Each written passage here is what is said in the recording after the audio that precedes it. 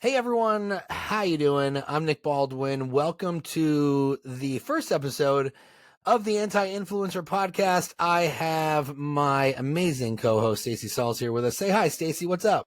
Hey, Nick. Happy to be here. Let me ask you, Nick, why the Yeah, anti-influencer? How'd you come up with wh- that?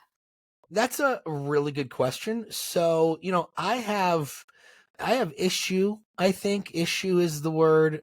Size 10 issues is the word that I would use to describe my dislike for the inauthentic influencer, inauthentic ring light influencer on social media that, will tell you making $1 million is easy. Will tell you buying Lamborghinis is something you need to do or else you'll never be successful. Will tell you that you've got to wake up at 3:30 in the morning, scream your affirmations into the universe while running at 10 miles an hour on the treadmill at an incline of 7, bench pressing a horse and running uphill and skiing down a black diamond all before 8 a.m. All of those things, none of those things, by the way. This podcast explores the success of people who haven't sought the spotlight, focusing on the idea that real wealth doesn't need to show off. We're going to highlight individuals leading influential roles quietly away from fame, and we're going to have guests who make a big difference without being famous on social media, showing that true success doesn't always come with public recognition. Your follower count doesn't matter. This podcast is perfect for anyone interested in learning from those whose achievements speak for themselves, offering insights into what real success and influence look like beyond the flashy appearances on social media. It doesn't matter how many likes you're getting. It matters if you're being authentic or if you're not being authentic. Social media is a highlight reel, and we need to put an end to it, Stacey, right now on the Okay, Anti-Influencer. let's do it. Well, Nick, when you called me about this, I realized quickly we are in alignment with a lot of these things. You said wealth whispers. And honestly, as soon as you said wealth whispers, I thought, I'm in, sign me up. I want to be your co host. Let's go. Wealth does whisper, and welcome to the first episode. We are very excited to introduce to you our very first guest. Tyler Shields is a founder and a leader. He is the entrepreneurial force behind Relevate. It's an influential, so his team is influential. He's just not very influential. But his influential expansion team, they've got presence in Denver, Phoenix, Branson, Missouri. Their track record is super impressive. Since the inception in 2015, Relevate has achieved remarkable success, closing nearly 2,000 transactions, generating over 800 million in sales volume. He's an experienced team builder. He brings a wealth of experience in cultivating and leading teams. And guess what? He does all of it without a ring light. Yes, Without yes, a ring light. absolutely. And without taking selfies on a yacht. I don't know No, how you do it, Tyler. no yachts for sure. No, yeah, yeah. No yachts yet. Mm-mm, mm-mm. So what's up, man? Thanks for coming on. Guys, thanks so much for having me. I'm so excited. This is just like one of my most favorite podcasts. I'm looking forward to. We're gonna get into some awesome stuff. Sweet. Oh, we appreciate that. So take us back to the beginning, your origin story. Hmm. What inspired you to start Relevate? What does Relevate mean? And how did you initially envision its growth? And, you expanded to 3 different cities. Yeah. So Relevate comes from the idea or the phrase elevating lives through real estate. That's the concept there. But the vision of launching Relevate actually came from 3 different real estate experiences in my past. The first was I was your typical failed real estate agent right out of college. I got my license, got a couple deals, and didn't even renew my license at the end of that year because I had no clue what the heck I was doing. Every time I got a client, that's all I did. By the time my third client closed, my wife said she was pregnant, so I went and got a quote unquote real job. And then I was no longer an agent. But there was something there that intrigued me, some entrepreneurial aspect of that intrigued me. The second thing was I worked for one of the largest VA lenders in the nation, Veterans United, and I worked in their referral department for 3 years. So I got to be around real estate agents. I got to talk with clients on a daily basis. It wasn't as much the stress of the 100% commission like the agent was, but I still got to be in that world. Spend a lot of time like observing agents and agents running teams and then clients and talking with them about customer service and what makes a good agent. And then finally spend a year working for Zillow selling marketing to real estate agents. Gasp. Ooh. Yes, yes, and honestly, the Zillow the Zillow experience was twofold. I learned a ton about teams because most of the people we sold to were teams. So I learned about teams and learned that model, and then I learned a lot about lead conversion and ROI because you can't sell leads if teams aren't converting the leads and if they aren't getting a return on their investment. So at the end of all that, the entrepreneurial itch came back, and I was ready to launch my real estate career again, but specifically I was ready to launch it in a team format because I loved that idea that I could leverage leadership experience and leadership skills in running a real estate business. So that was after all that, 2015, quit the job at Zillow and launched Relevate. Dude, I love what it stands for, the Relevate. Yeah, elevating lives through real estate. It was kind of this idea that every real estate transaction is a major milestone in anyone's life, whether it be for an agent or for the client, but especially the client. And so the idea is, how do I leverage this massive moment in their life to elevate their life, not just have them continue on the same path? And if they buy well, if they sell well, then it can truly elevate their life instead of just keeping them going. I didn't necessarily want to say I'm changing lives through real estate because that felt a little too extreme, but I think I can at least elevate the life. So I love passion for what you do. I wrote that down. That is coming through right off the bat. Yeah. So it's no surprise that you're successful. So what about marketing strategies? Let's talk about that. What are your marketing strategies? Yeah, I mean, I think marketing for me has always been about trying to connect service to need. And so I think sometimes, like, especially the influencer mindset is like, I don't really care what everyone's need is. I'm just going to like throw a bunch of stuff out there and like maybe people will respond. I think for me, it's always been about connecting customer service to need. So my first experience with that was working at Veterans United. All I did was hand out referrals to agents across the country of veterans or active duty military looking to leverage their VA loan benefit. And you would be surprised, you might be shocked to know how often an agent would turn down a referral. You know, I'm not shocked at all. And I'll tell you why. Yeah. Agents eat two things. They don't know anything about VA loans. No. Or B, they feel that a VA loan can't compete in the marketplace because the lender or the borrower isn't required to put anything down. Yeah. But you would be surprised just how many times a VA loan actually does win out on a bid. Oh, totally. More often than not that our offer get accepted because it was a VA loan versus the opposite. Right. But it was just such commonplace that agents were turning down referrals, and it was just a selfish thing. Like, I don't know if this is going to work for me versus someone has a need. Let me see what I can do to help them. And so when I launched my business, it was engaging in those referrals. Let me engage with people that have a need that not a bunch of other agents necessarily want to jump in and help. And another example of that is, quite frankly, when I first started, I did buy some leads through Zillow, but it wasn't your traditional zip code. It was, at the time, they were selling something called pre-foreclosure zips, which was kind of the throwaway leads for these people that wanted to take a more complicated process to buying, and agents kind of threw it aside. And so I said, I'll sign up for a little bit extra work to help people that have a need. And so that's really been my marketing focus, is how do I find people in need and just connect that with customer service. Tyler, what year was that? The pre-foreclosure leads? 2015 is when I first bought the pre-foreclosure leads, and I had them for probably maybe 2 years before they went away with them. The thing at the time with the pre-foreclosure leads is at the time, Zillow had 3 agents showing up if you bought leads. In the pre-foreclosure, you were the only agent showing up. So there was an advantage as an agent. You'd get the whole zip code just to you, but then you'd have to navigate people who are like, wait, what's the deal with this home? Is it for sale? Is it not for sale? I need a deal, So. Yeah, and how did you do all that without, like, how did you find that success, without the typical influencer driven route? Yeah. I mean, I think I think the influencer driven route is probably a little bit more of like, I'm going to start thinking about myself. I'm going to start thinking about what I can throw out there, and then let's see who grabs it. I think the opposite of that is I'm going to start thinking about others. I'm going to start thinking about where there's need, and I'm going to go find them. And so you still leverage social media, right? You still do those things. But if you start with instead, people are really going to need some Tyler today. Let me throw it out there. I bet someone needs some Tyler versus like who has a need out there? Maybe I can help. Well, yeah, I mean, I've seen your live streams and they're very, you're putting the viewer first.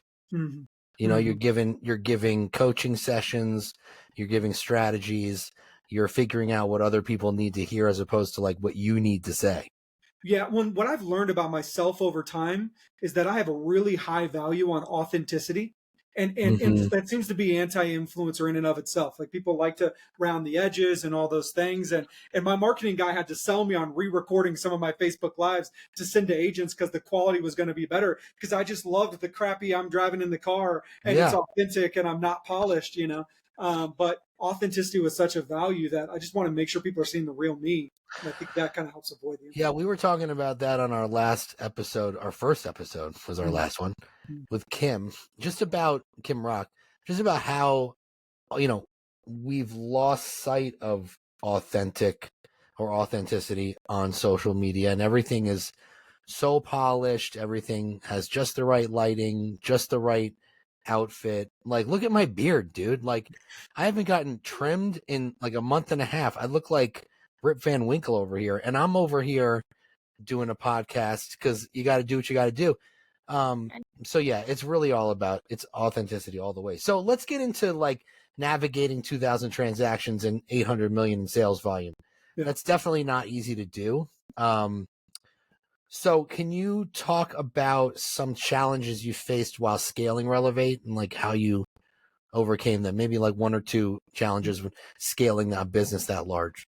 Yeah, I mean, I have two that I think of off the top of my head. I think the first was I remember a moment in my business where I had to wrestle with this idea that people in profit don't always live in conflict of each other, right? You can do what's right for people and also what's right for the bottom line of your business. Now, you can certainly do the opposite. You can work in the best interest of your bottom line and not work in the best interest of others.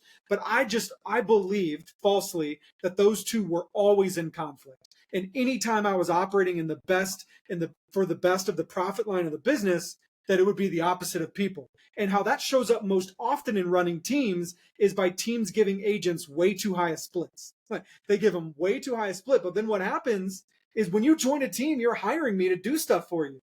And so when I give you a high split, I can't do those things for you. Exactly. You've hired yourself back to do those things. And so if you are okay with a 50% split, then I'll do 80% of the work. But if you're going to make 80% of the deal, then I can't even do 50% of the work, right? And so that was a big thing I had to wrestle with because I really, really care about people. You But I want have to you realize, want to you want to give people, obviously you want to give them more money off the top, but then they expect, the marketing, the Facebook ads, the this, the that, the photography, the video.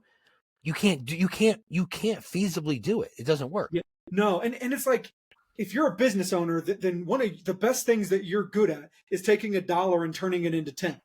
And so I could just give you the dollar, or I could say, hey, trust me with this dollar. I'll turn it into 10, and then we'll both have 5 and we'll both win at the end of the day. And so I learned that concept and I have to learn it over and over again because it shows up in a lot of different ways where it's like, you're asking for this, but actually what you need is this. It's like the classic Henry Ford quote: "If I would have given people what they said they wanted, they would have a faster horse instead of building a car." And like that's it. You can't always just listen to what people want because they don't always say Right. what they want. That's good. So That's a good one. that's the first one. My second one is just navigating, running a team, realizing that there's a ladder to value. That there's like when you're giving value to agents, there's less mature value and there's more mature forms of value.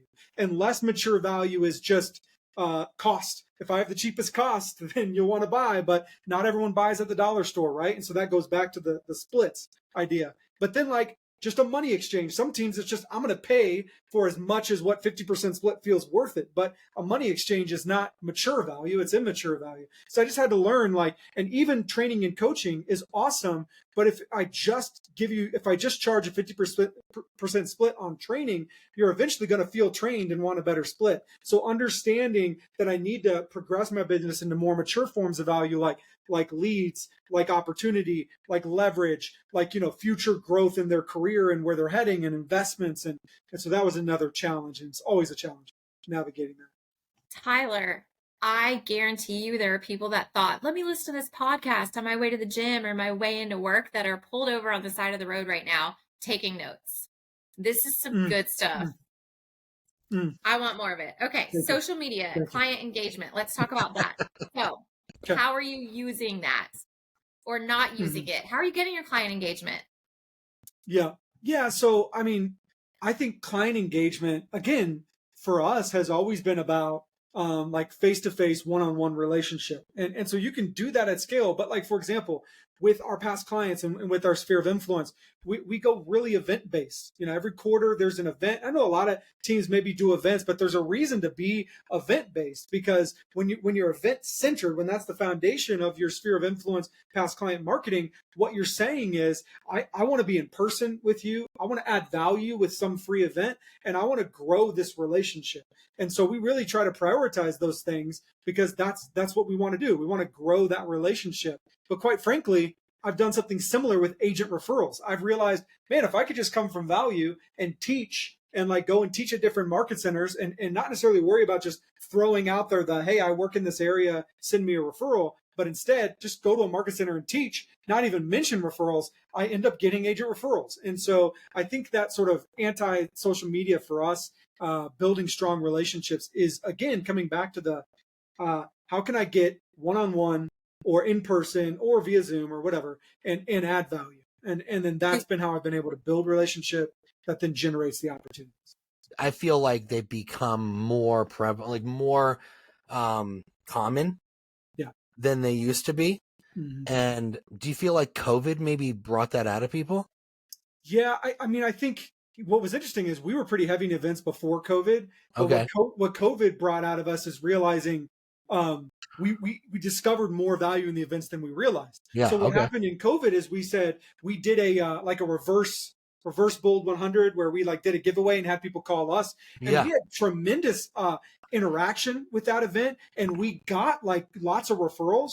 But we realized, and so then we tried to just keep running that back, even like in the post-COVID world. Let's do things like this, and our agents didn't love it because they didn't get to see their people in person. They didn't get to engage. So I think what COVID did for us is it helped us to realize the value, not just to our clients, but also our team, for us just being able to be in person and hang out. And so we've gone more away from like giveaways and more towards actually things where we're going to be together in person, because we see the value. Tyler, what's your 100%. Advice for agents that might shy away from events because coming from a budget perspective, they think, oh, I'm not Tyler Shields yet. What can I do now to bring people to me? Oh, yeah. There's such a vast array of different types of events you can do. Like one of our most successful event is something we do, a movie in the park. And so there is someone in your area that you can pay $300 to that will bring an inflatable movie screen and like speakers and do a movie. So there's someone in your area that does that. And it's like almost nothing, right? And you can rent a park probably for like $50. Like it's like, and so you don't have to spend thousands of dollars. You can spend $500. You could buy some candy and soda. You don't have to. You could have a lender help sponsor. You could have a title company help sponsor. You could, if you're afraid you don't have a ton of people and a lot of people won't show up, split an event with other people in your office. One of the reasons that a team works well is because we have all of our Sphere databases combined. So go to 3 other agents in your office and say, let's do this. And now you spent $100 or something, So start with something cheap. It doesn't have to be something crazy. And then you can go from there. And you can also the other thing I'll say is just limit attendance at your events. Don't be afraid if not everyone gets to come to your event. You're just going to build excitement for future events. So if you want to do an event that costs $10 a person and you can afford for 10 people to come, then bring 10 people. And the next time bring 20, but it'll only build excitement for the next time. Yeah, I completely agree with that. Like, and you really can't put a number on what that's going to do for relationships. Because they're just going to think of you like the movie in the park was so great, or the beer tasting or the wine tasting was so great, or whatever it was. They're going to just think back and they're going to wonder when the next one is. They're going to get excited about it. They're going to tell their friends. And that's the stuff that I feel should be on social media. If you're going to put something on social media, make a sizzle reel of your event, take some photos of your event, post those pictures up. That's a good time about other people, not just about yourself. Yeah. Let's switch gears just a little bit. So, you have a lot of experience with growing and managing teams across multiple states. What are some key strategies for leading effectively through dynamic and diverse environments? Yeah. Well, I mean, the spoiler alert, it's about actually caring about the people you're leading, which is not as common as you might think. And through that process, I discovered what I call the success through others continuum. And basically, what I realized is that there's this ladder to success through others. It's not all the same. And so at the base level is people who are not really trying to succeed through others. And they're lying to themselves, like they're getting help whether they like it or not, but they're like trying to go out on their own. But then the second level is I'm going to succeed through others, but I'm going to use them to get what I want. I don't care what they want. I'm going to use others to get what I want. So it's recognition that you need others to get where you're going to go, but you don't care about what they want. You just care about what you want. Well, the third level, which I think is where most people stop, is I'm going to help you get what you want so I can get what I want, right? So you recognize you need others. Right. You recognize that they have needs, they have desires, and you're going to help them reach that. But it's still centered around your own needs and desires, right? It's still, I'm going to help you get what you want so I can get what I want. And I see this a lot with teams where they learn that I need others to get what I want, but they're a little still too much focused on what I want. So a lot of times in meetings it's here's what the team is doing and here's the team goal and here's where I'm going instead of your needs, right? And so I think that final place is if you really want to succeed at the highest level and lead others, then what others want has to be what you want. Meaning what I want in life is to help others get what they want. There is no separation between, well, if I help you get what you want, then I get this separate thing that I want. If you hit your sales goals, then I get a Lamborghini or whatever, right? It's no, you hitting your sales goals is what I want because that's why I'm here and that's why I'm in it. And I think that's why not as many people are going to win at leading at a high level because you have to ask yourself, is this actually your life mission? Like, is it actually your mission in life to help others get what they want? And if it is, then I think that you have a shot at winning as a leader. And if it's not, then you can succeed to some level, but not at the highest possible level in my opinion. Yeah, you hear a lot of agents saying, I really want to start a team because I don't want to show as many houses or something like that, right? Mhm. And if it's not coming from a place of I want to help others succeed Yeah. and I want to help others make money, then you really shouldn't do it. Yeah. Yeah. I mean, Nope. like this is where a lot of people miss things. Like most often in sales organizations, the owners and the leaders of the organizations are not the ones making the most money, right? True. Like that's usually not the path to making the most money.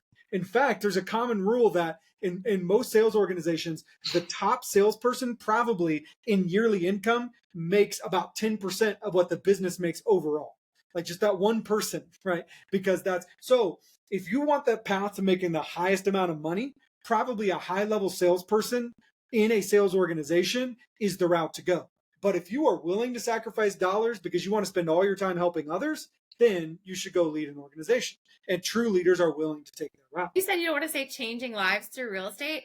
I'm gonna push against that a little bit because you're changing everyone's life within your organization. So I'm amazed right now. Okay. I'm so amazed that I lost my question. All right. So my next question is, okay, in lieu of influencer marketing on social media, how do you utilize technology and innovation in your company? Yeah. Yeah. So I think, I mean, this is a Jason Abrams line, not my line, but technology should make us more human, doesn't replace our humanness. And so I think the idea is like if I was starting a business from brand new, or basically what we did is first of all, you start with your already established relationships. And you go, who are my friends? Who are my family? Who are my past clients? Who are my neighbors? Who are the people in my area? Let me start by just building relationships with them, recognizing who I have. And then let me start by utilizing technology and utilizing whatever I can to just leverage that. So one really like good example in our business, I love encouraging people in my organization when they get an under contract or when they get a listing. But it's impossible for me to know at all times on my own without technology when people get under contracts. So we created a simple tool that every time someone gets an under contract, we have an automation that pops up in Slack that celebrates them. And it says, hey, so-and-so just got in the contract. Now, I don't let the technology do the work for me. I then respond and I say, hey, way to go. That's so awesome. But without that technology, I wouldn't be able to encourage people at the level that I want to, because I just wouldn't be able to stay on top of all the under contracts and stuff like that. So I think technology can make us more human in situations like that.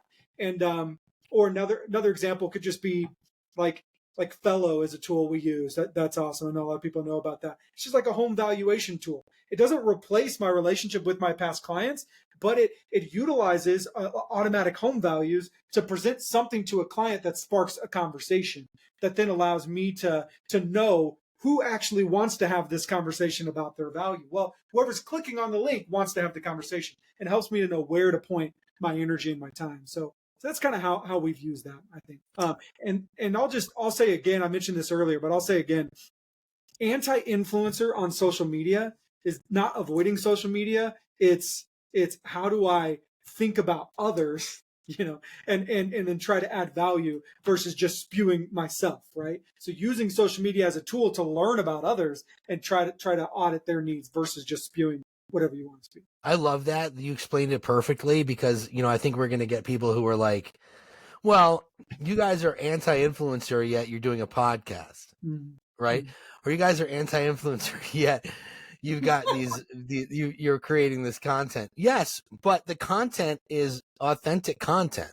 It's like the way people really live, the way people really do business, like the quiet wealth. You know what I mean? Like, yeah. I almost feel like the amount of content that is pushed out there just takes all of your energy. And I don't know how you can effectively run a high level business if that's what you're focusing on primarily. Do you know what I'm saying? Oh, absolutely. Well, and I think what Stacy said is a really, really good point. Stacy said, Tyler, you say that you're not changing lives, but I think you're changing lives. Well, here's the thing. I know I'm changing lives, but I'm not going to tell people I'm changing lives. I'm going to let them tell me that I've changed their life, right? Imagine you're like, hi, I'm Tyler, and we just change lives over here. We change lives every day. I do it. Yeah. No, but like you think about, I absolutely want to be influential. I absolutely want to influence people. Well, you are. It's a different type of influence. Yeah. I'm just I'm not calling myself the influencer. No, you're influential. You're influential in your organization. And I think that's the thing that matters most. Yeah. So many people are just focused on the number count, like the follower count. The follower count's not going to pay your bills. The follower count's not going to, bring you the life that you want to live. It's going to be pouring into the people that are literally right in front of you that, depend on you and that you care about most. That's where it really is going to come from. Yeah. Yeah. Absolutely. So let's kind of let's wind it down a little bit. Tyler, we're coming to the end of our time here, although I know we probably need a part 2 because Stacy's like, oh my God, I don't want to stop. I'm so happy right now. This is exactly what we needed. It's what we've been preaching, what we wanted to hear from you. So I just want to say thank you, because you basically took Nick's idea and you made it come to life with what we felt was happening with these big achievers out there.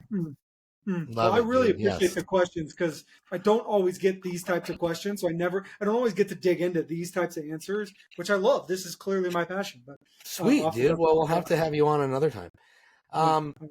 So what advice would you give to entrepreneurs who, are looking up to your achievements? Because a lot of people are, probably like, oh, I'll never get to that status, or, it wasn't overnight. It's not easy to make this. It's not easy to create these organizations. It takes many, many years.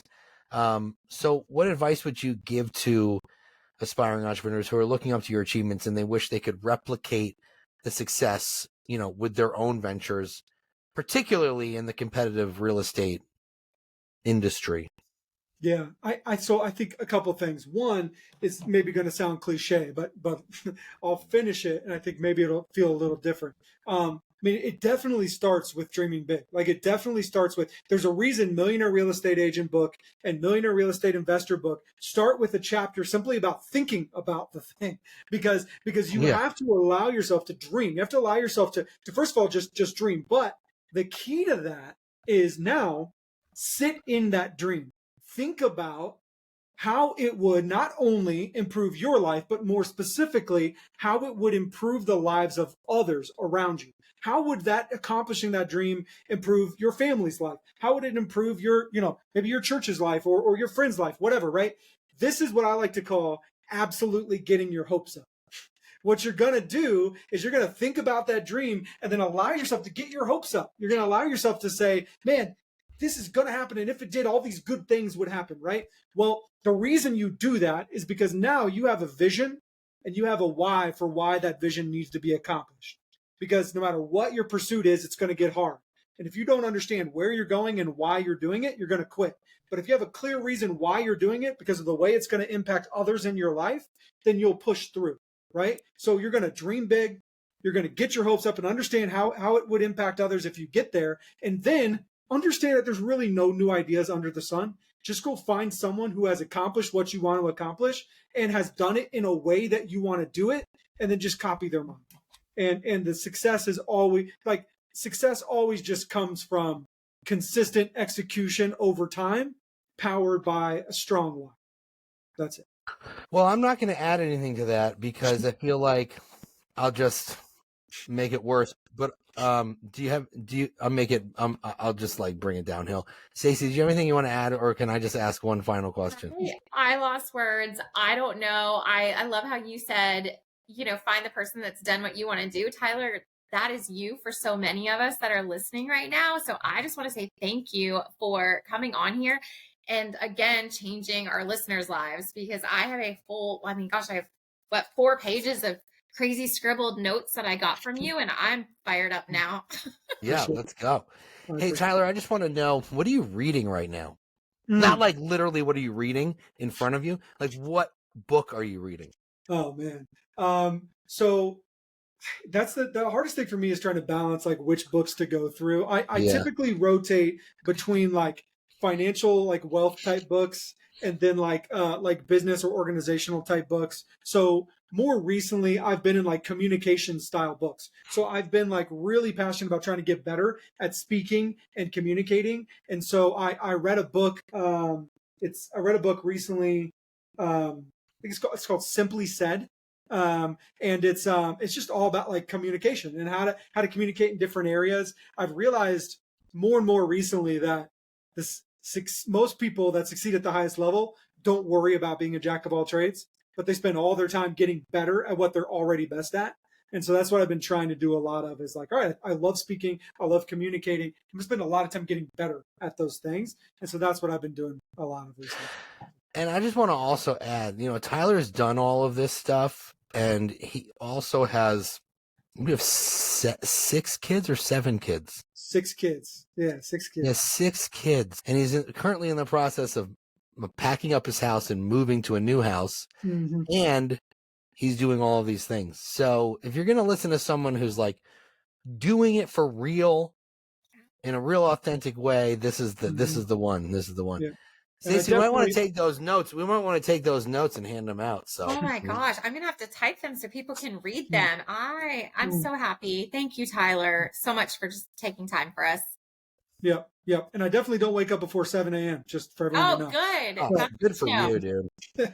So if you're listening and you loved it, leave a comment, leave a like, leave a review, give us 5 stars, share it with a loved one, post it on social media, do all of the things so we can grease the wheels of the algorithm because they love that stuff. So Tyler, thank you so much for being on the Anti-Influencer podcast. We appreciate you, buddy. Have an amazing day. And if people want to get in touch with you, how do they find you?